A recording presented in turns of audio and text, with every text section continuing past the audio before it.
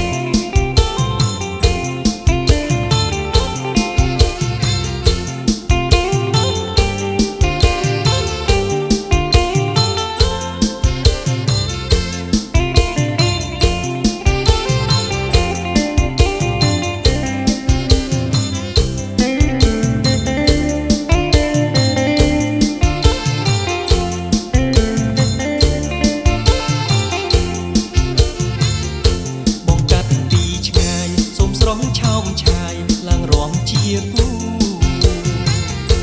បងកាត់ពីឆ្ងាយសូមស្រង់ឆោមឆាយឡើងរំជាគូពុកម៉ែមីងពូបើខ្ញុំរំយូរកុំប្រកាន់អីព្រោះត្បិតស្រុកខ្ញុំសោះ